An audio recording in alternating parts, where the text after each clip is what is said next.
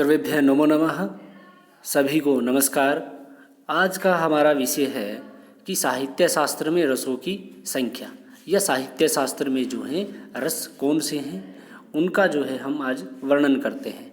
और ये विषय ये टॉपिक इस तरह का है कि इसमें से एक दो क्वेश्चन हर एग्ज़ाम में आता ही आता है, यूजीसी नेट में भी और हमारे जो पीजीटी स्क्रीनिंग या एचटेट है उनमें अवश्य आता है।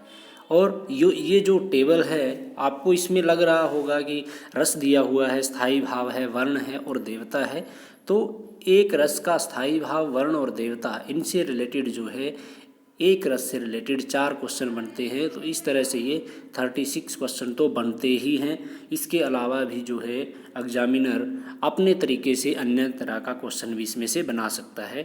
तो देखिए, जो हमारे रस हैं वो सर्वप्रथम जो है भरत मुनि जी, जो आचार्य भरत हैं, उनके नाट्य शास्त्र में जो है उन्होंने इनको निरूपित किया या इसके बारे में बताया।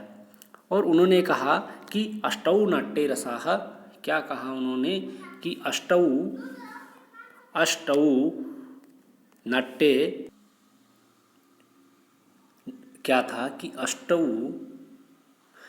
अष्टौ नाट्ये रसाः, इस तरह से जो है किसने कहा, ये कहा हमारे जो आचार्य है भरत हैं उन्होंने कहा। और किस में कहा, नाट्य शास्त्र में कहा। तो इसके बाद जो है भरत और धनंजय जो हैं हमारे जो आचार्य हुए हैं, भरत और धनंजय, इन्होंने जो है कितने माने, 9 माने, 9 रस माने इन्होंने। और जो वो 9 रस हैं उसमें 9वां रस कौन सा था, वो 9वां रस था शांत रस।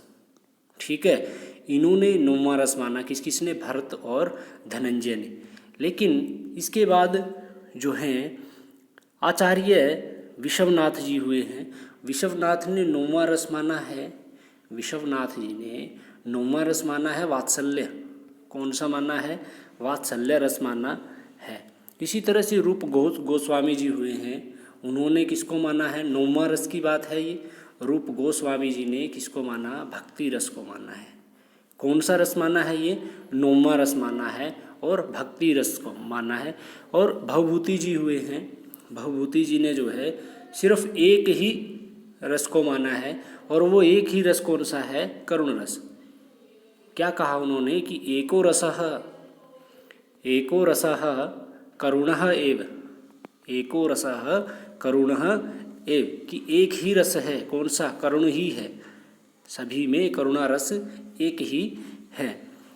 और इसके बाद जो है देखिए, जो हमारा विषय है कि रस, स्थायी भाव, वर्ण और देवता, इन चारों में से एक क्वेश्चन अवश्य आता है। और एक ये आसान सी टेबल दी हुई है, मैं तो इसको आसान ही टेबल कहूँगा। अगर हम इनको जो है एक अपनी मेमोरी में जो एक बार फीड कर लेते हैं, इनको सेव कर लेते हैं, थोड़ा थोड़ा इनका अभ्यास करते हैं, तो ये सभी शब्द जो हैं हमारी मेमोरी में सेव हो जाते हैं। और उसके बाद जो है इनको अपनी मेमोरी में से निकालना, जैसे कि एग्ज़ाम में बैठते ही इनको याद आ जाना, बहुत ही आसान बात हो जाती है। और इसमें कोई किसी भी तरह का रट्टा लगाने की आपको ज़रूरत नहीं है।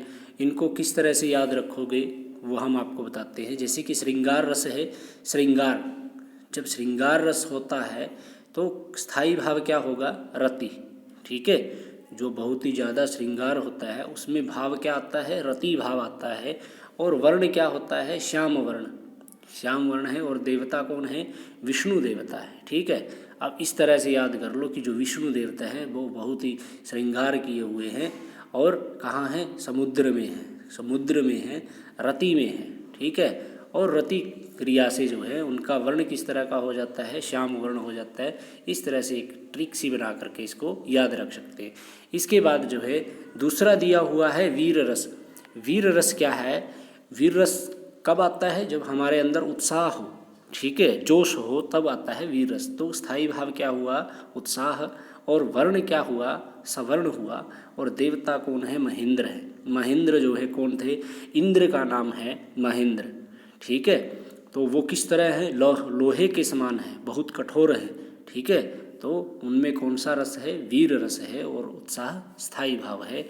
इसके बाद थर्ड जो हमारा है वो विभत्स रस है और जुगुप्सा जो है वो उसका स्थायी भाव है और उसका वर्ण नील है और महाकाल जो है वो देवता है।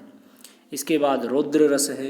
रौद्र रस का इसी से संबंधित है, रुद्र रूप धारण कर लेना, क्रोध हो जाना, ठीक है।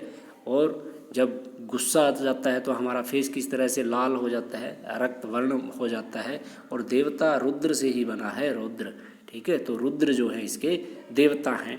इसके बाद जो है हास्य रस है और उसका स्थायी भाव क्या होगा? हास, और वर्ण क्या है? शुक्ल है। प्रमथ देवता या प्रमथ देवगण जो है इसके देवता हैं, ठीक है। हास्य रस का मतलब क्या है? जैसे हंसी मजाक करना, और स्थायी भाव क्या होगा? हास होता है और हमारा वर्ण किस तरह का हो जाता है? शुक्ल हो जाता है और देवता प्रमथ गण। इस तरह से इसको हम याद रख सकते हैं। इसके बाद है अद्भुत रस। अद्भुत रस माना है अद्भुत, हैरानजनक, इस तरह का कोई कार्य है या इस तरह की जो पंक्तियाँ होती हैं उनमें अद्भुत रस आता है। और स्थायी भाव क्या होगा? विस्मय, क्या हो जाते हैं हम? हैरान हो जाते हैं देख करके। तो उसका वर्ण कौन सा है? पीत वर्ण है, पीला वर्ण है और देवता गंधर्व है।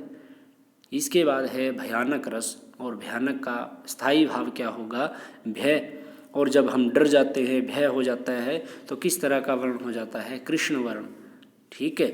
और जब भी डर होता है तो जैसे हमारा काल आ गया है, इस तरह से जो है इसके देवता को याद रख सकते हैं, क्या होगा? महाकाल। इसके बाद लास्ट है करुण रस है। करुणा का भाव जब हो, जैसे शोक संतप्त करना, कि शोक सभा में बैठना, करुणा का भाव आना, इस तरह से हम इसको याद रख सकते हैं कि इसका स्थायी भाव क्या है? शोक है। और कपोत जो है इसका वर्ण है और देवता कौन है? यम देवता है। तो अब देखिए सभी जो हैं याद हो जाते हैं। एक लास्ट रहता है शांत रस, जो शांत रस जो है कईयों ने माना है, ठीक है। अब शांत रस किसने माना था? आचार्य भरत ने माना है, अभिनव गुप्त ने और मम्मट ने जो है शांत रस को माना है। किसने? अभिनव गुप्त और मम्मट। वह मम्मट ने जो है कौन सा रस माना है? नौमा रस, शांत रस को माना है। इनमें से जो अलग है वो एक विभत्स है। जो विभत्स अलग है तो जुगुप्सा शब्द भी जो है इसी तरह से बिल्कुल अलग है, ठीक है। विभत्स, जुगुप्सा, स और प्स, इस तरह से, और नील वर्ण है, महाकाल है। इसको इस तरह से आप याद रख सकते हैं। तो आपको हमारा वीडियो कैसा लगा तो उसे हमारे जो है कमेंट बॉक्स में ज़रूर लिखें कि आपको किस तरह का हमारा वीडियो लग रहा है। और जिसने हमारा चैनल सब्सक्राइब नहीं किया है प्लीज़ सब्सक्राइब कीजिए और इसको ज़्यादा से ज़्यादा शेयर कीजिए। धन्यवाद।